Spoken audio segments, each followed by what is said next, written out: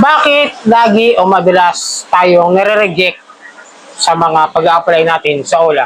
So sa video ito, pag-usapan natin at talakayin yung mga dahilan at maaaring dahilan kung bakit tayo madalas ma-reject. So bago lahat, maglalambing ako na paki-subscribe po ang aking channel, Sir Johnny, at paki-like na po kung nagustuhan nyo yung video ito. Tapos share nyo na rin para may ideya kayo kung paano magkakaroon ng ideya makautang o kung okay ba yung uutangan nating OLA. At hit nyo yung notification bell para updated po kayo sa mga videos na ginagawa natin dito. So yun nga, kasi madalas ang dami ko nakita, lagi ako reject, sir, lagi akong di makapag-apply ng loan sa ganitong OLA, sa ganyang OLA, sa ganito, sa ganyan. Wala naman akong utang o meron man akong utang pero nagbabayad naman po ako. So maraming dahilan, maraming options kung bakit tayo madalas ma-reject. Ako kasi by my own experience, may mga utang ako talaga ng mga legit na OLA na hindi pa nababayaran. Aminado naman po ako ron. At hindi naman po ako magpapaka-hipokrito na sabihin kong tawag doon na nakapagbayad ako sa lahat. Aminado naman ako may pagkakamali ako, hindi ko nabayaran agad. Pero in my case kasi malaki yung babayaran. Ngayon, kung pwedeng makausap yung mga ganyan is depende kung paano sila i-handle in legal settlement. Okay? Yun lang muna. Pero balik tayo doon sa kung bakit kayo lagi nare-reject. Number one, ang alam ko, dahil sa maaring yung mga OLA na ina-applyan natin ay mga CIC accredited o yung mga under ng CIC na submitting or accessing. For example, si Casialo, meron ako kay Casialo, pero inaalagaan ko siya ngayon. Si Casialo, dati lagi ako reject dyan. Wala pa akong utang way back 2022 if I remember it correctly. Wala pa ako masyadong utang. Sinubukan ko si Casialo, wala, lagi ako reject. Madalas yan, Casialo, Juanhan, hanggang ngayon, Juanhan, lagi rin ako reject. Mukha nga, susubukan ko, hindi rin ako mapautang. Pero, hindi naman po lahat ng OLA, nare-reject ako. Meron mga OLA na na-approve pa rin naman ako kahit na may mga payments ako na hindi na, may mga, may mga unsettled payments ako doon sa mga legit na OLA, okay? And then, eto pa, yung mga unsettled loans natin dyan, naka-record kasi sa CIC. Ito pa yung isa sa mga dahilan kung bakit hindi rin tayo na approve o tayo madalas na-reject is maaaring yung mga dokumento natin hindi naaayon sa kanilang pangangailangan o sa kanilang requirements. Di ba? Kunwari, may kailangan siyang payslip, tapos ikaw unemployed, tapos ikaw ay estudyante, maaaring yun mga isa sa mga dahilan. Tapos, magdi-declare ka ng sahod mo, yung salary, kung magkano yung kinikita mo sa isang buwan, maaaring isa sa mga dahilan kung bakit ka rin nare-reject. Depende rin kasi sa sahod mo at kung saan yung kakayahan mo na makakabayad ka ba talaga monthly or by their payment system. Kung paano yung sistema na pagbabayad, kung sakasakali baka maya kapos ka sa pera. Ba, maaaring hindi mo kayang bayaran, maaaring hindi kaya ng negosyo mo. Ganon, yung mga pwedeng dahilan kung bakit nare-reject din tayo. Then, isa pa sa mga nakakita ko rin, napansin ko, yung mga apps na naka-install sa atin.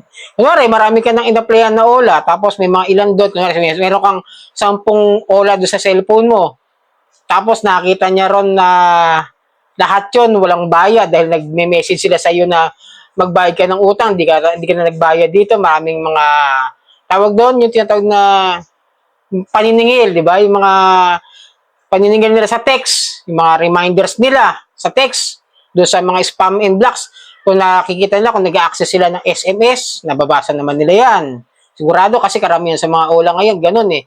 May mga SMS allowed na apps na system para makita nila kung marami kang utang. Tapos kung marami kang OLA na naka-install dyan, tapos mapansin nila, uy, maraming utang yata. Ito medyo hindi tayo ganun kalakas magbigay doon sa mga meron pang mga remaining balance, okay? Kaya isa yan sa mga dahilan kung bakit hindi tayo bas-bas na approve. Pero ako, in my case naman, in my experience, yung si Casialo nga, ilang taon, pero na-approve ako. Ngayon, sinubukan ko nung nakarang araw si Juanhan. 500 yung aking credit limit. 500 pesos reject pa rin ako. Nakalagay doon, mababaraw yung aking credit record o credit score. Kaya parang hindi raw ako nararapat pahiramin muna, ayusin ko raw muna yung aking credit system o yung aking credit score nga. Kaya kailangan, kung mangungutang man ako doon sa mga legit na mga submitting entities ng CIC. Okay? Medyo maingay kasi kaya doon makapag-concentrate. Muulan, mga kadyan. Mag-ingat po kayo. And then, kung sakasakaling kayo yung mga housewife na may mga negosyo, pero hindi ganun kalaki kita, maaari niya makadala. Nung naulit ko lang.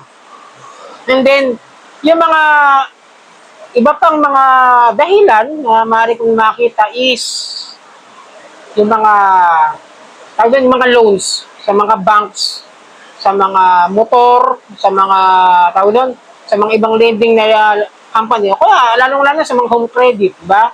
Yung mga ganyan, yung mga gadgets, yung mga appliances, naka-record ko sa tayo. Maaaring yung mga dahilan kung bakit tayo madalas na ma-reject o hindi ma-approve. Yun lang po yung mga bagay na maaaring dahilan. Pero, stay put na, na maaaring maging dahilan para mas tumanda yung ating mga credit limit. Manghiram tayo sa mga legit lang na mga lending company. Mas maganda nga manghiram tayo siguro subukan sa mga bangko. May mga may mga banks naman, may mga online loans na ginagamit ngayon. Maaaring makatulong sa atin para mapataas yung ating credit record o yung credit status para maging okay yung ating mga mga record. Medyo naano ko sa ulan talaga, no? Yun ang sana para pagka try kayo mag-loan sa iba, maaaring makatulong sa inyo para tumaas yung credit score ninyo. GCash, di ba? Bayaran natin lagi yan para tumaas din. Makakatulong din yan.